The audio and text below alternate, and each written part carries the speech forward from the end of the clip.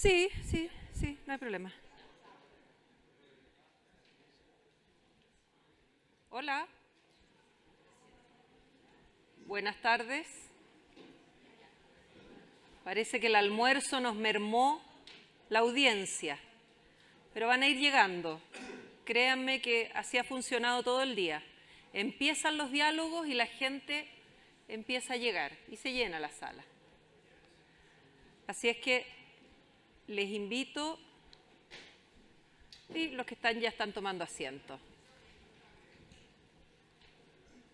Ok, vamos a dar inicio a esta cuarta sesión de diálogos. Este en particular habla respecto de los desafíos de propiciar sociedades pacíficas en situación de escasez hídrica. ¿Qué temazo? ¿Qué temazo? ¿Qué pasa cuando nos falta un recurso? No es fácil. Empezamos a competir por ese recurso y en general genera conflictos sociales y socioambientales también. Ya hemos estado hablando de eso hoy día en otras sesiones, pero hoy día tenemos unos invitados espectaculares que nos van a presentar sus experiencias, sus perspectivas, y a partir de ello vamos a generar, si el tiempo nos lo permite, una muy buena conversación. Y si no nos lo permite, una muy buena y cortita conversación, ¿sí? Pero de que vamos a conversar una vez que terminen los participantes. Hoy día me van a acompañar en este diálogo Felipe Olivares, Patricio Vilaplana, Bárbara Stubing y Luis Bert, ¿sí? Voy a pedirle primero a Felipe Olivares, asesor del Grupo de Voluntarios por el Agua del Cajón del Maipo, que me acompañe en el escenario y nos haga su presentación. De 8 minutos. El que se pase a los 8 minutos yo lo bajo del escenario. Adelante, Felipe. ¿Vale? No tiene, ahí está la... Ahí está. Ahí está. Hola, buenas tardes. Mi nombre es Felipe Olivares y vengo por Voluntarios por el Agua. Nosotros somos un proyecto que nació hace 2 años atrás por el Cajón del Maipo, la parte del Manzano, en lo cual nosotros estamos midiendo en el río Maipo parámetros de calidad de agua con sensores de bajo costo para la comunidad del Cajón del Maipo y también para Santiago en general. Entonces, primero, comentarles de que tenemos 200 kilómetros en 15.000 kilómetros cuadrados de cuenca.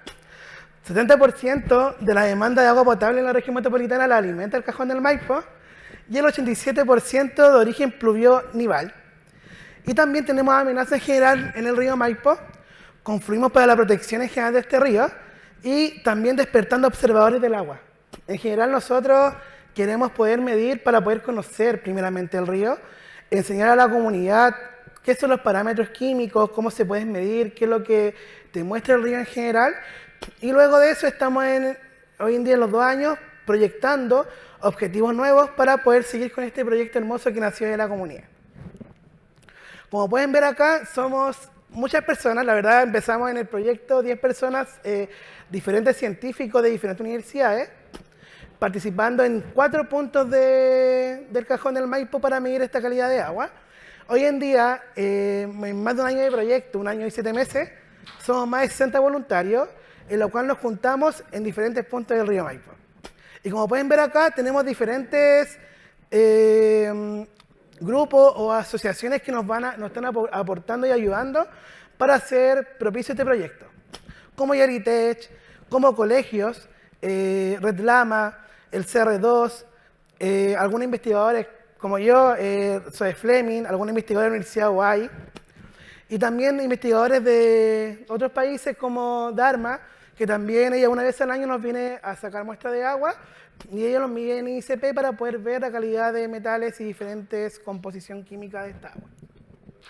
Como pueden ver acá, donde medimos, nosotros medimos en estos 4 puntos, que es Baños Morales, que es San Gabriel, San Alfonso, El Canelo y el Manzano.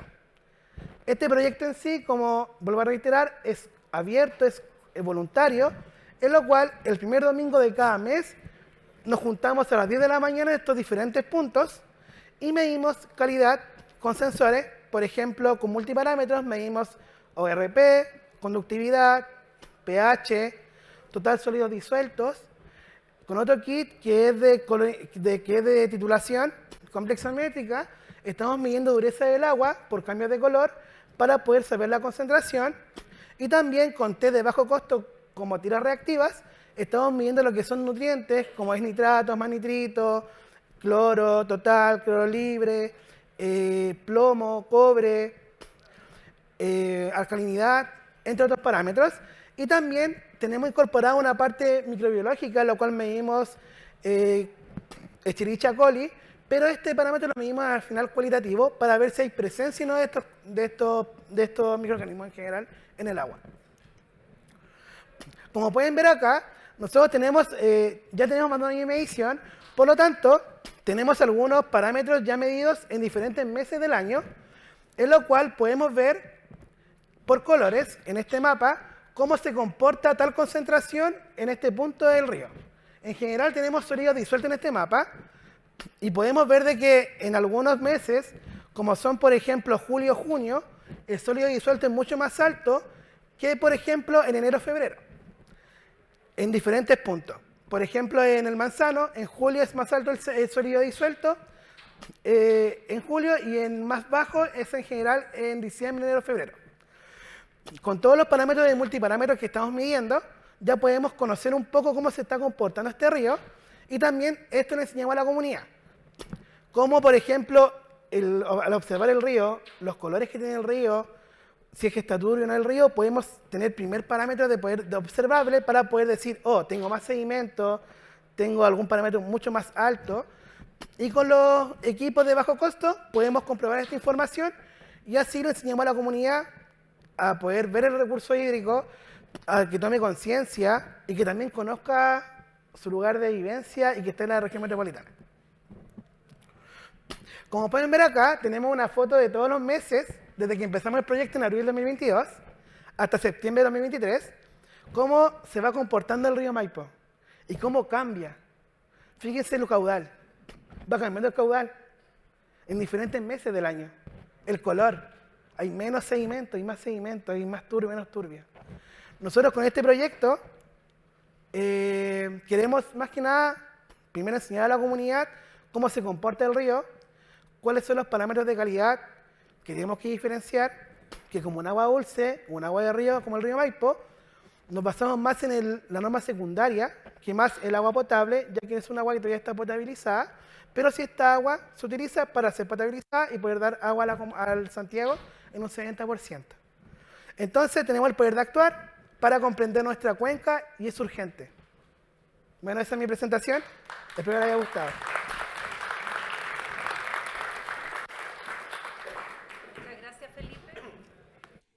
Después vamos a hacer un panel de conversación, pero no puedo más que agradecer tu presentación y la relevancia de que las comunidades se interesen por opinar y por participar con base en información robusta, no solo en lo que a uno le tinca, no solo en lo que uno cree. Me parece de suma relevancia. Muchas gracias por tu presentación y por la labor que están haciendo. Ahora nos va a acompañar Patricio Vilaplana. Patricio es el gerente de desempeño social de Anglo American, aportándonos otra perspectiva, pero del mismo tema. Muchas gracias, Patricio. ¿Sí? Cumplir. Hola, ¿cómo están? Buenas tardes.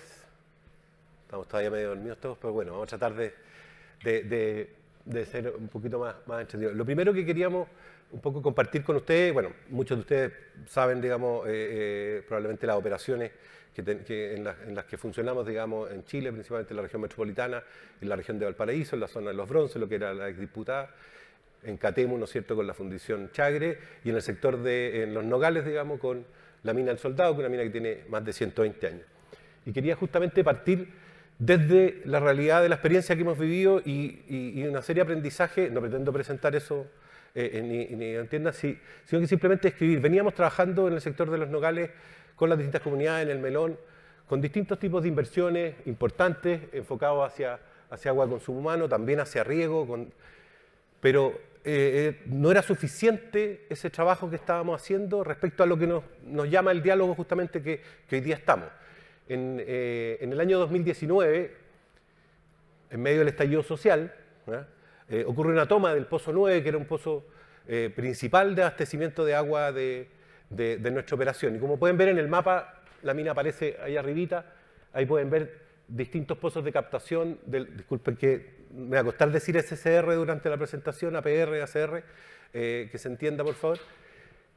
Y podían ver en el fondo cómo está el pozo de captación de los Caleos, del Melón y los pozos nuestros al lado. Y aquí lo importante viene con un primer aprendizaje, que es, pese a las inversiones que hacíamos, pese a las situaciones, no es suficiente, no podemos estar produciendo mientras hay comunidades, de las cuales formamos parte, que no tienen agua para consumo humano. Y eso que hoy día puede parecer, en la conversación, muy obvia, no lo ha sido siempre. Y eso implicó un proceso de aprendizaje importante y una serie de organizaciones, pero principalmente el lograr la mirada de largo plazo y un empuje distinto hacia lo que significaba el relacionamiento y el trabajo con las distintas comunidades, y esto en todo el territorio. Y es así, en el fondo, como se toman varias definiciones internamente que tienen que ver primero con entender de que el agua para consumo humano tiene que ser una prioridad y tiene que ser un imperativo para nosotros. No somos los únicos actores, pero tiene que ser un imperativo para nosotros y es parte de lo que cotidianamente está en la conversación en las distintas instancias de relacionamiento comunitario que tenemos hoy día en Tiltil, en Colina, en la zona de los Barnechea, en el mismo Los Andes, pero también en Nogales, también en Catemu, y en el fondo buscar mejores soluciones para tener mayor disponibilidad de agua en territorios donde la escasez hídrica ha ido creciendo y se ha vuelto cada vez un problema más radical.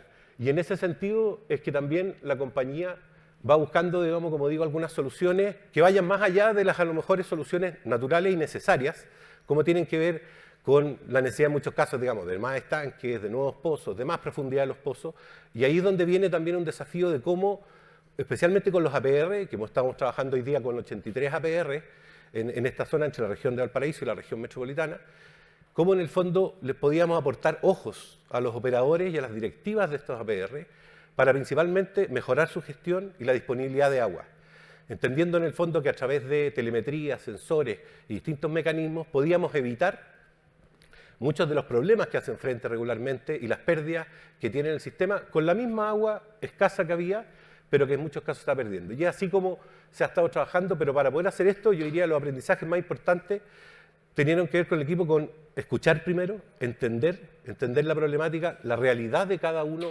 de estos APR, y eso no es un proceso simple, hoy día lo puedo decir así, pero fue un proceso, porque están muchas veces los equipos técnicos que trabajan en la empresa minera, tienen una lógica de trabajo, una forma, y aquí está la primera, como digo, forma de entender que esto, la solución tenía que ser conjunta, tenía que ser, acá nadie venía a enseñar al otro en lo que tenía que hacer, sino que cómo juntos conectamos y articulamos, que yo diría que es un elemento clave en esta invitación al diálogo y al trabajo. Y es así como se van generando distintas instancias.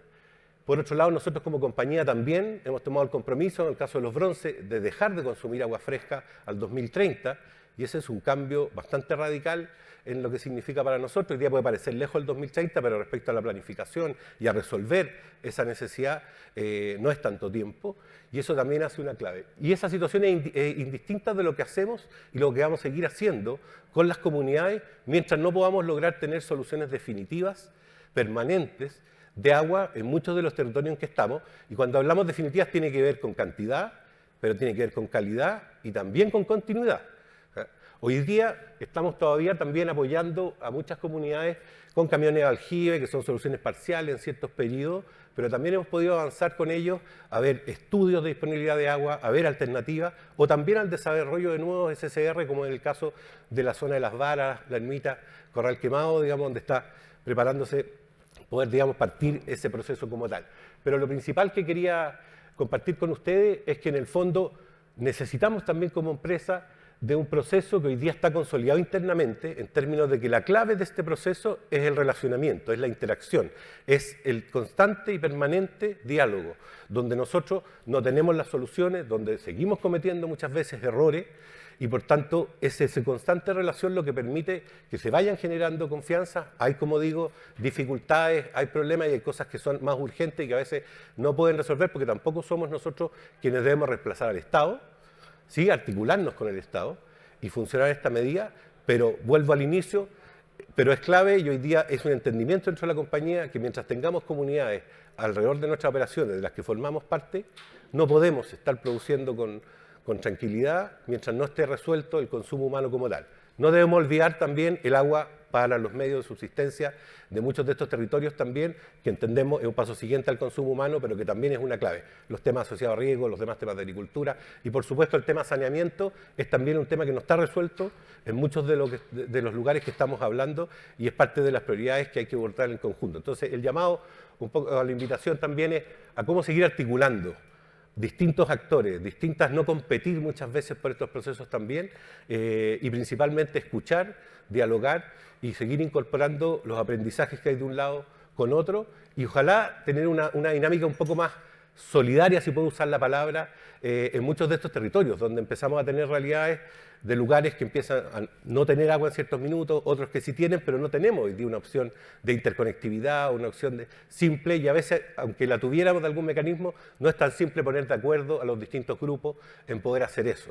Y esa es parte de la invitación, nosotros queremos ser parte de la solución, estamos en eso, no tenemos respuesta a todos los temas, sino que más bien la disposición a seguir trabajando y el compromiso que ahí está planteado y que hoy día ya se ha convertido en un lineamiento corporativo interno que no solo nos obliga, sino que es parte de las tareas directas que tenemos que hacer, en este caso el equipo que a mí me toca liderar desde el desempeño social, que también es un concepto muy importante para cumplir.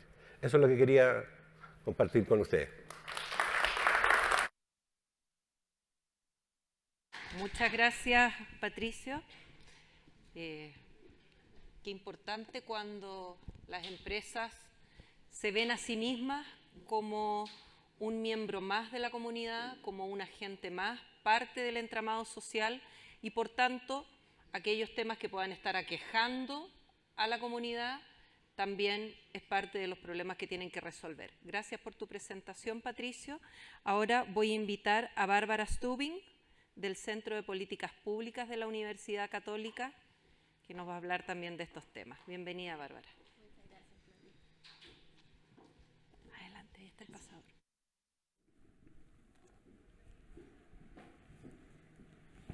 Súper. No sé si se escucha así. ¿Sí? Bueno, muchas gracias a todos y todas por estar acá. Muchas gracias también por la invitación. Tal como decía Claudia, mi nombre es Bárbara Stubing, yo soy trabajadora social de profesión y actualmente soy coordinadora de proyectos de formación desde el Centro de Políticas Públicas de la Universidad Católica. Y en ese sentido señalar que esta presentación tiene un enfoque más bien desde las ciencias sociales, ¿cierto? Y también desde la academia, a partir de la experiencia del Centro de Políticas Públicas en sus tres líneas, ¿cierto? Por un lado, la formación, a partir de los distintos programas formativos de diálogo, relacionamiento comunitario, mediación de conflictos socioambientales que llevamos a cabo con diversas universidades, como de Queensland en Australia y de Berna en Suiza, pero también a partir de los resultados de distintas investigaciones que hemos podido desarrollar a nivel territorial, en donde hemos podido convocar a actores tanto a nivel nacionales e internacionales, pero sobre todo actores de distintos sectores que han participado desde la empresa, la sociedad civil, organismos ambientales, comunitarios, etcétera, que han participado de los proyectos que hemos llevado a cabo y lo que hoy en día voy a mostrar también. Y en ese sentido, a modo de contexto, la conflictividad socioambiental en Chile e hídrica en particular hoy se presenta muy complejamente en el territorio, ¿cierto? Ha adquirido una visibilidad mayor a lo largo de los años, tal como nos muestra, por ejemplo, datos del mapa de conflictos ambientales del Instituto Nacional de Derechos Humanos, que hoy posiciona 131 conflictos al territorio nacional, entre los cuales un 44% son relativos al agua. A su vez, hoy nos encontramos precisamente frente a un escenario climático, ¿cierto?, que presenta a Chile con 107 comunas con escasez hídrica, y esto nos inserta en un escenario muy complejo, de alto dinamismo y alta complejidad, donde no solamente se presenta una escasez hídrica climática, ¿cierto?, sino que también hay una escasez hídrica que es construida, que es relativa a los elementos más estructurales que la configuran. En ese sentido, hoy contamos con conflictos altamente judicializados, que no solamente están en los espacios ordinarios, los tribunales ordinarios de justicia, sino que están y sobre todo están en espacios de Corte Suprema, por ejemplo. Hoy en día la mayoría de los casos que están judicializados en temas hídricos está en la Corte Suprema, entonces se ven conflictos con mucha complejidad, con muchos actores involucrados y con nuevas variables. Hoy en día no solamente el tema es el derecho de saneamiento, sino que también tiene que ver con la calidad del agua, el derecho humano al agua, el saneamiento, etc. Y en este sentido, lo que queremos también señalar acá y la importancia que le queremos dar a los conflictos es que son parte de la dinámica social cotidiana, ¿cierto? En una sociedad pacífica probablemente igual existan conflictos porque lo hemos reconocido como tal y tenemos que aprender, ¿cierto?, a convivir con ellos, a prevenirlos y transformarlos. Y en ese sentido, los conflictos hídricos se presentan a ojos de los actores en el territorio con los cuales hemos trabajado, de San Pedro de Melipilla, Elqui, Petorca y Osorno, se presentan no solamente como esta disputa jurídica, ¿cierto?, de contraposiciones de posturas entre actores sobre el uso, la protección, el aprovechamiento del recurso, sino que se posicionan como situaciones permanentes de tensión y de permanente latencia en el territorio.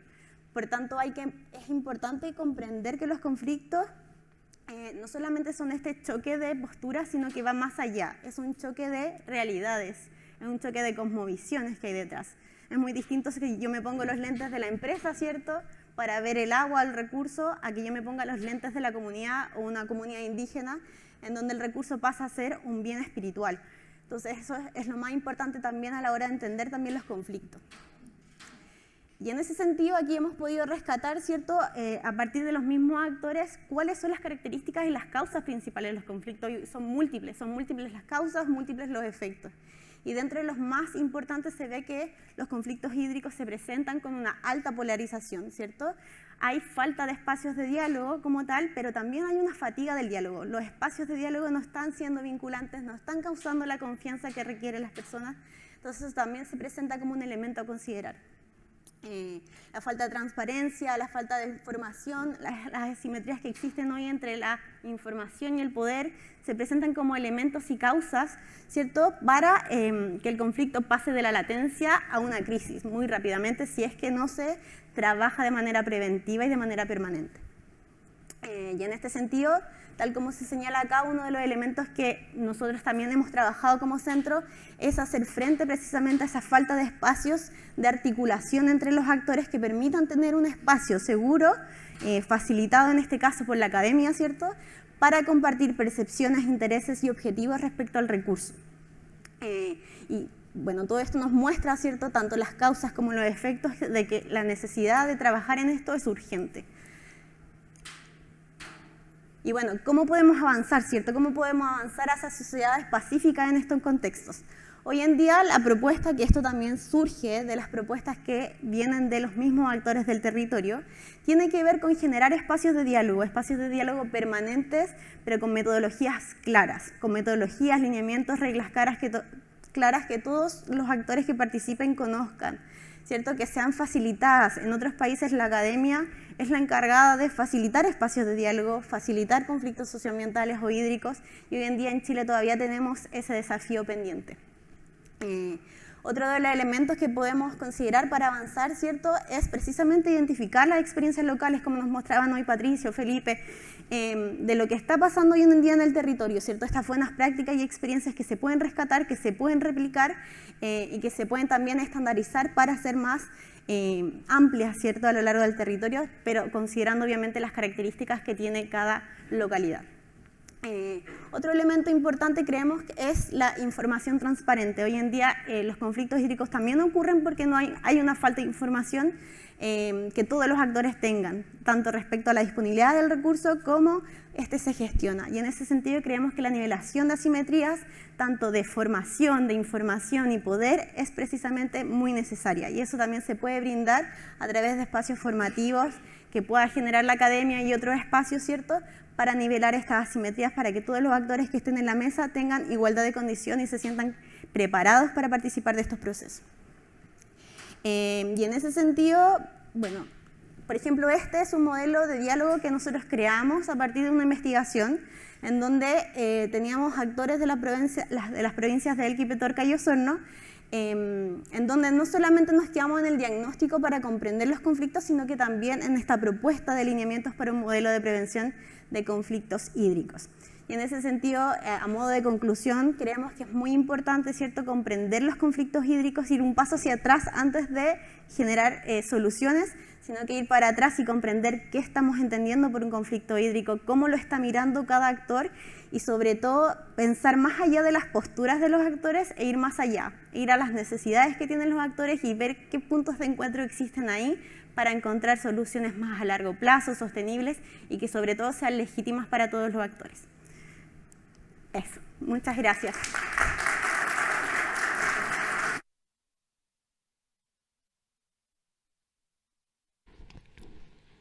Muchas gracias, Bárbara. Qué desafiante y qué buen rol juega la academia en este desafío de avanzar o propiciar sociedades pacíficas en situación de escasez hídrica.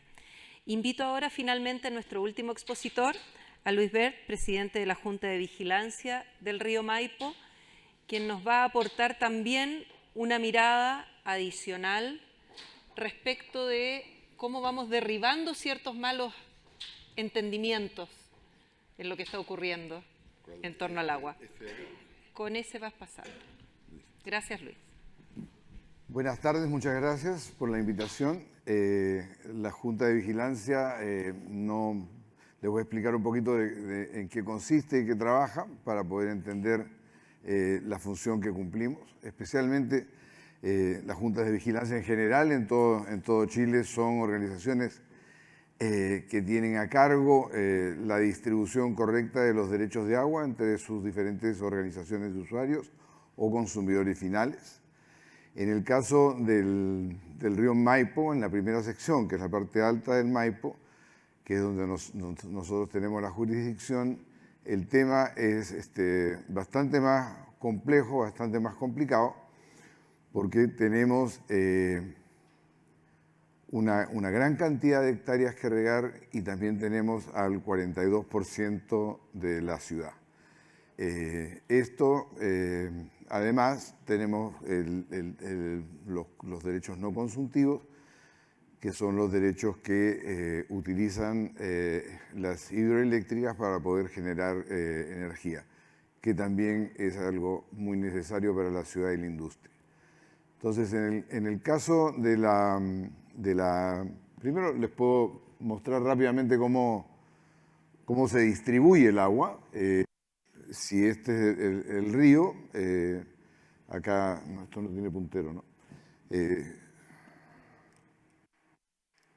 Bueno, no importa, la línea verde es el entrante, lo que nosotros llamamos el que entra, en este caso, a este canal del Manzano, donde riega una comunidad, y el azul es el pasante, el que sigue aguas abajo para ir pasando por las diferentes tomas.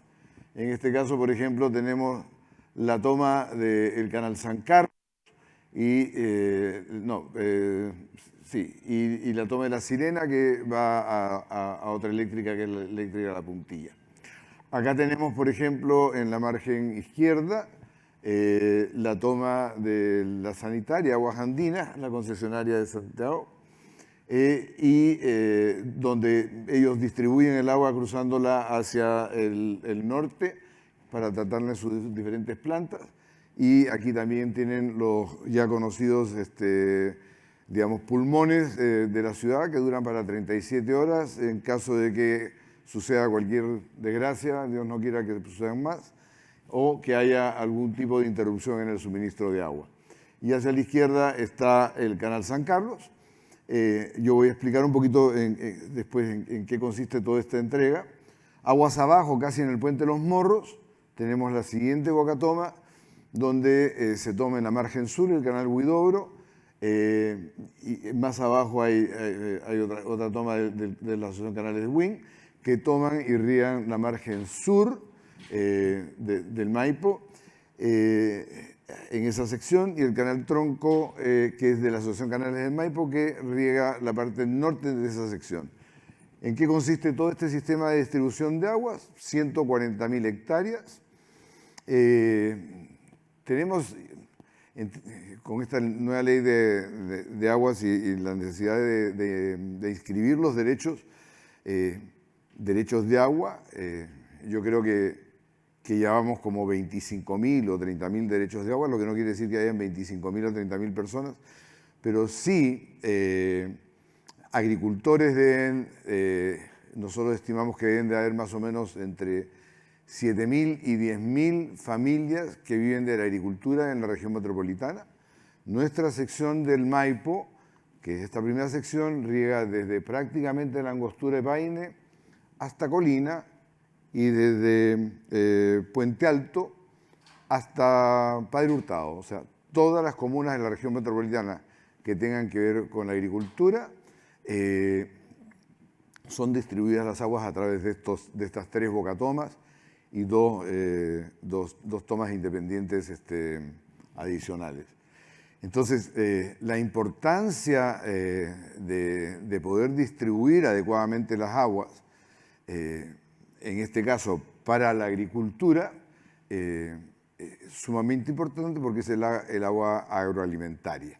Es lo que nos va a dar los tomates, la famosa sandía de Paine, el choclo que comemos, los porotos verdes, etcétera, etcétera. O sea, es algo ultra necesario para la ciudad, para los pobladores, ¿no? Y por el otro lado tenemos en la Junta tenemos otros derechos consultivos que son los derechos de la ciudad, que son los derechos en este caso que administra la sanitaria Aguas Andinas, y le tiene que brindar el agua sanitaria al 42% de la población de Chile. Entonces, esto, digamos, lo hace a través de sus plantas de tratamiento, toma aproximadamente un 30% del agua que requiere, un 60% del agua que requiere del Maipo, y el saldo lo toma ya sea de pozos o ahora hay un proyecto que se llama Mapocho Cero, o sea, no tocar agua del Mapocho, como tú sabes, cada vez es más escasa, hay que cuidarla, y aquí nuestro expositor anterior también dio cuenta de ello. Entonces, ¿cómo llegamos a este balance? ¿Cómo logramos ecualizar estas dos grandes necesidades del ser humano, que son el tener el agua sanitaria para tomar, para lavarse, para limpiar, ojalá para regar cada vez menos jardines y parques, el agua de la industria, ¿no?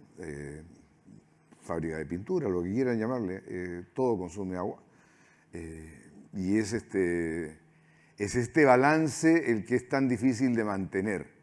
La Junta de Vigilancia para eso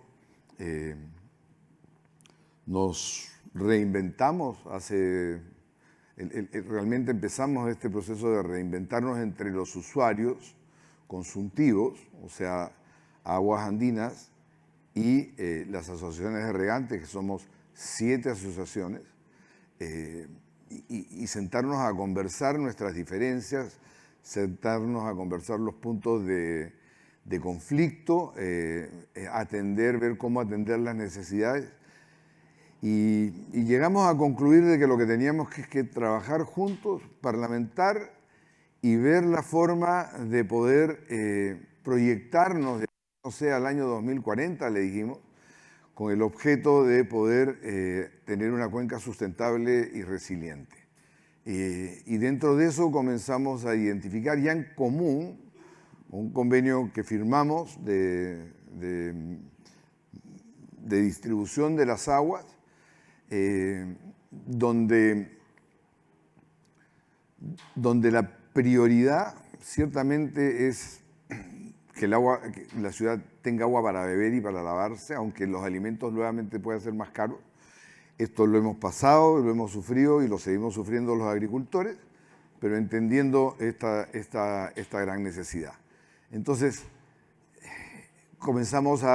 tuvimos un periodo de 8 meses de trabajo para poder identificar diferentes proyectos, todos los proyectos, como se dice, toda la carne la tiramos a la parrilla, ¿no? Y de ahí comenzamos a priorizar qué era lo más, digamos, rápido, fácil, digamos, de hacer, que era la coordinación, y qué es lo que va a tomar más largo plazo y que requiere ciertamente la participación del gran ausente, que es el Estado, porque acá el Estado no lo hemos hablado, el gran ausente, y eso lo digo con toda honestidad y se los digo con toda claridad y con mucho cariño al Estado. El Estado tiene que tomar ya su rol.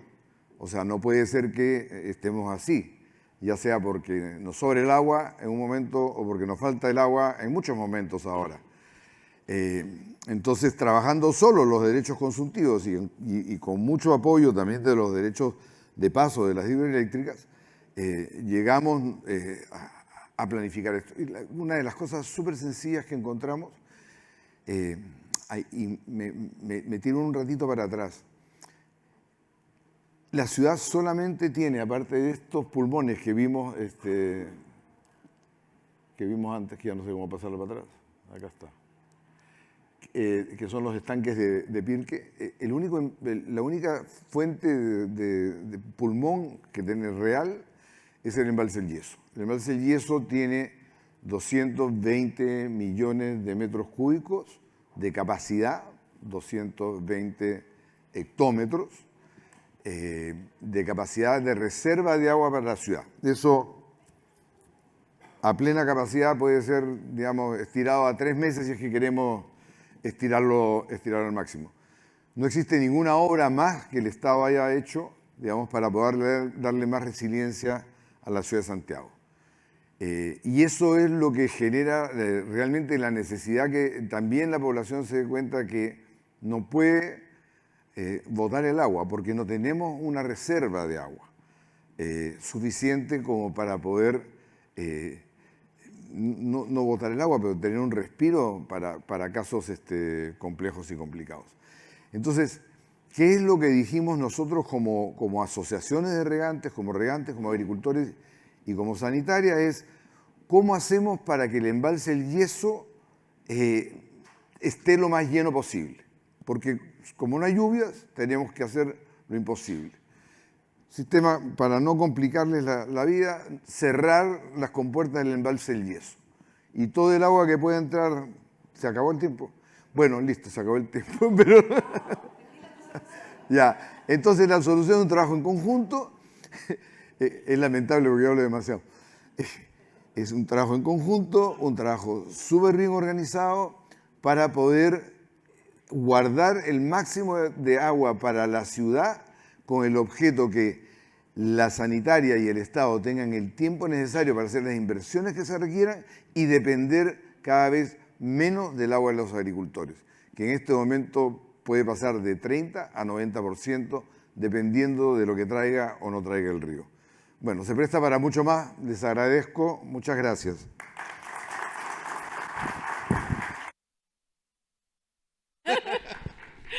Discúlpame, pero había que ser justos con el tiempo y además con el diálogo que viene después. No me cabe duda, Luis, que tienes mucho más para compartirnos. Impresionante la tremenda infraestructura que nos mostrabas ahí, que han llegado a desarrollar para captar el agua y para distribuir el agua. Y también muy interesante tu interpelación a un actor que efectivamente nos faltó en este escenario, pero bueno, no nos caben todos, pero han estado presentes en otros diálogos y en otras sesiones. Yo voy a invitar entonces a todos los participantes de este diálogo a que se suban a sentarse conmigo. Me falta una silla, ahí está. Estaba a punto de sentarme y sacarme la mano. Claro. Vengan para acá, para que conversemos unos minutos en torno a lo que nos genera este tema que quisimos poner sobre la mesa.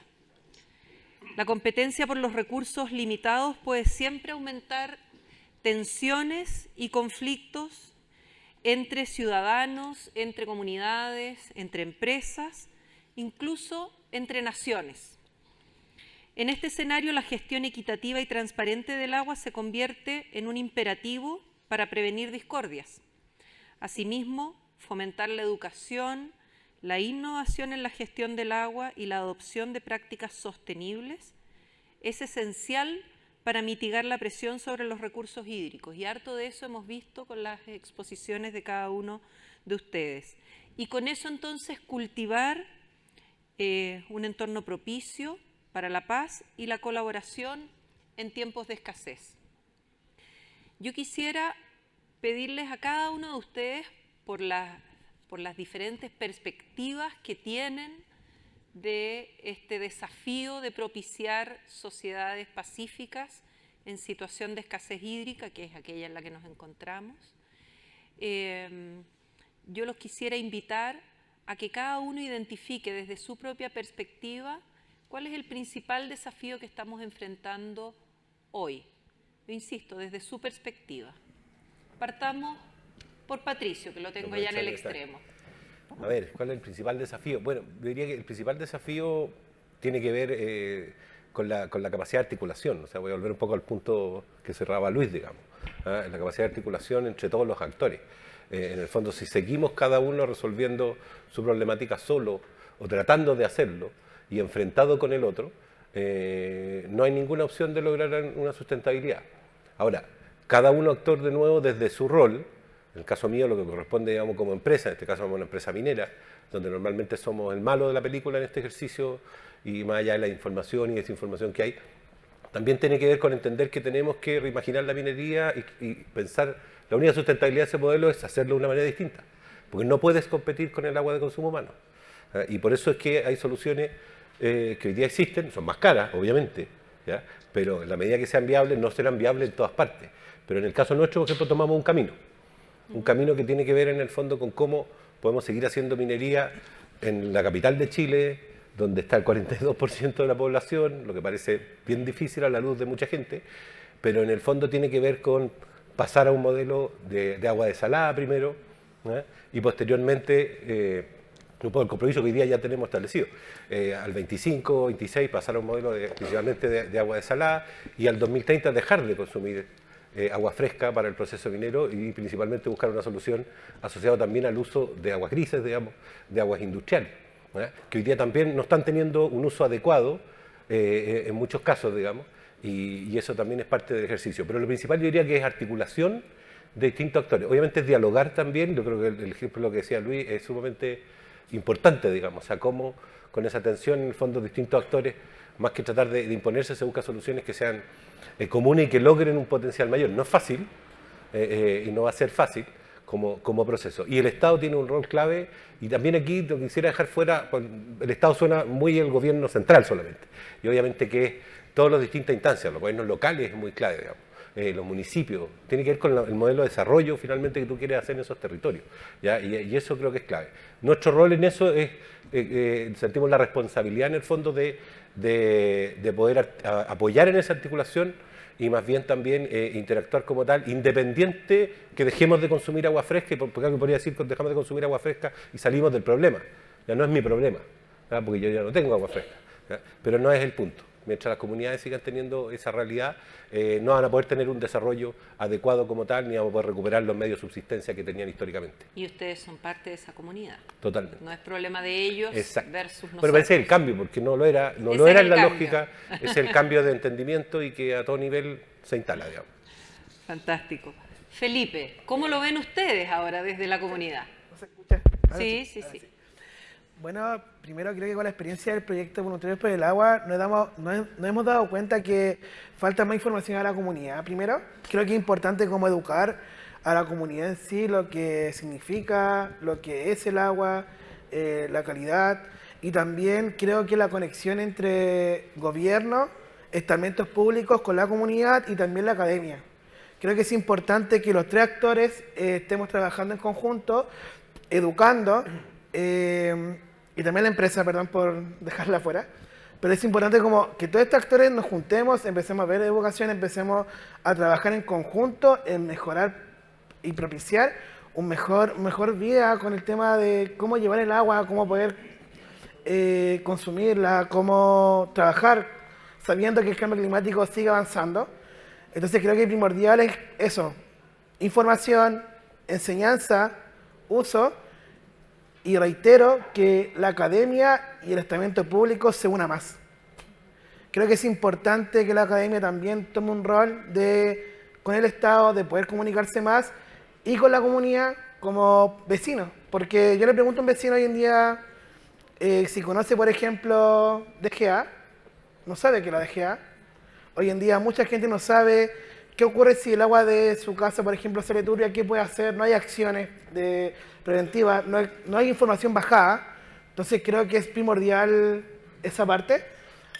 Y también creo que debemos seguir haciendo más monitoreos en los ríos, en lagos, y también los cuerpos humedales, que creo que también no están fuertemente, todavía no se han abordado como debiera ser, y creo que hay una parte que tenemos que fortalecer en esa parte, que son los humedales. También creo en eso, y también en la parte de test de bajo costo. Creo que lo que estamos haciendo hoy en día, fabricando test de bajo costo para poder medir y que sea más accesible a la comunidad. Eso. Muchas gracias, Felipe. Bárbara, ¿cómo lo ven ustedes desde la academia? No sé si... ahí sí. No se preocupen, si a todos les activan el micrófono cuando se los tienen que activar. Como la cámara. Claro, sí, ustedes claro. tranquilos. Bueno, yo creo que uno de los principales desafíos precisamente es que existan y se formule una política pública que genere espacios de encuentro multiactor, que genere espacios de articulación en donde también se permita lo que decía Felipe, como nivelar las asimetrías de información con espacios formativos. O sea, hoy en día los espacios de diálogo que existen en otras experiencias también tienen que ver con generar espacios de preparación en donde todos los actores se puedan definir, identificar las brechas de participación, de información, de poder, desde un inicio en el diagnóstico, ¿cierto? No solamente de la problemática en sí, del conflicto en sí, sino que también de los actores, de cómo hoy aquí estamos sentados y todos a lo mejor no manejamos la misma información. Entonces, si no manejamos la misma información, si no tenemos las mismas competencias o no nos sentimos tan empoderados, ¿cierto?, para participar, a lo mejor no vamos a participar tanto, nos vamos a restar de los espacios. Entonces, yo creo que uno de los principales desafíos es ese, es tener una política pública que reconozca esta necesidad y que la impulse, y que también, por otro lado, tenga espacios donde existan facilitadores, y ahí también, obviamente, la academia tiene mucho que decir, ¿cierto?, y mucho que hacer, porque hoy en día la academia tiene todo este conocimiento, tiene todo este expertise, ¿cierto?, que muchas veces se queda ahí, se queda en propuestas académicas, investigaciones, pero que en realidad lo que tiene que hacer es salir al territorio, construir desde el territorio estas investigaciones, donde todos los actores también sean parte, como decíamos, no solamente del diagnóstico, sino que también de la propuesta. O sea, las propuestas tienen que salir de los actores, tienen que salir de espacios como estos, en donde esté el sector público, el gobierno local, los municipios, las escuelas. O sea, todos los actores están vinculados al tema hídrico. Entonces eso yo diría que es uno de los principales desafíos. Muchas gracias, Bárbara, que es cierto, ¿no? ¿Cómo podemos ir cubriendo esas brechas que nos van quedando? Y Luis, no lo quiero dejar sin la palabra de nuevo. Cuénteme. Bueno, ahora sigo entonces. Para aclarar bien y para tener las cosas claras, el tema del Estado no es un gobierno, es una falta de política de Estado. La administración y el manejo del agua requiere de una visión de 100 años, y aquí un embalse no va a ser en menos de 30, 40 años. Entonces, el llamado es a que los que hacen política hagan la política adecuada para poder darle sustentabilidad y resiliencia a un país como Chile, que cada día estamos viendo que se convierte en uno de los más afectados por este cambio, digamos, como se llama, cambio climático. Habiendo dicho eso, en una zona mediterránea como el Maipo, hoy día ya pasamos a administrar escasez, ya no se maneja abundancia. Todas las bocatomas y toda la infraestructura que nosotros teníamos era para administrar superávits. Hoy día hay que reconvertirse, hacer una reingeniería completa para poder administrar la escasez. Y desde esa visión es que nosotros estamos trabajando muy intensamente, viendo todas las oportunidades que existen realmente para poder mitigar el impacto que pueda tener en la población, porque al final el agua sanitaria o el agua agroalimentaria es para el ser humano. Y también estamos participando en espacios de diálogo, puede ser que sean muy criticados o no criticados, como por ejemplo el grupo promotor del Consejo de Cuenca. No es que nosotros estemos a favor o en contra, pero creo que es un lugar donde uno puede conversar, participar, aprender de la ciencia, de la academia, de los estamentos, digamos, que siempre han sido los olvidados, como los agricultores. Los agricultores son los grandes olvidados, acá no existen. Los agricultores, muchos toman agua de canal, filtrada. Entonces hay grandes ausentes también en este partido que nosotros representamos como Junta de Organización de Usuarios de Agua, en estas asociaciones de canales, y hoy día con una intervención, una participación activa de la administración de la Junta en llegar a toda esta gente para tratar de mitigarles el gran problema que tienen. Esos son los grandes ausentes cuando se habla acá también de la minería, se habla de la gran industria agrícola, no. El 70% de la tierra cultivada en Santiago pertenece a pequeños agricultores que tienen 10 o menos de 10 hectáreas. Muchas gracias, Luis. Yo no sé si a todos los presentes les queda la misma sensación que a mí, pero la verdad es que escuchándolos a ustedes, primero con sus intervenciones y luego con su reflexión respecto de los desafíos, me doy cuenta que todos los desafíos pasan por un mejor diálogo, por una mayor comprensión y empatía respecto de lo que el otro está viviendo en situación de escasez. Es decir, tenemos todas las capacidades, tenemos toda la tecnología, incluso me atrevo a decir que tenemos todos los recursos para combatir la situación de escasez. Lo que nos está faltando, según lo que he recogido de ustedes, es articulación, diálogo, trabajo en conjunto, mayor información, monitoreo, enseñanza, educación, uso responsable, educar para el uso responsable del agua, cambiar el enfoque de la administración de los recursos hídricos desde la administración de la abundancia a la administración de la escasez, espacios de diálogo con todos los actores, sobre todo los más olvidados. Casi no se habló de infraestructura, no se habla de falta de tecnologías, no se habla de falta de capacidades. Tenemos todo para salir adelante, tenemos todo para enfrentar esto. Nos falta voluntad, nos falta empatía, tal vez nos falta un poco más de humanidad. No quiero alargarme más para no quitarle ni un minuto al próximo panel, porque hay grandes amigos en el próximo panel, así es que hasta aquí lo dejamos, pero no me cabe duda que nuestros 4 expositores están disponibles para conversar con cualquiera de ustedes si así lo quieren. Muchas gracias.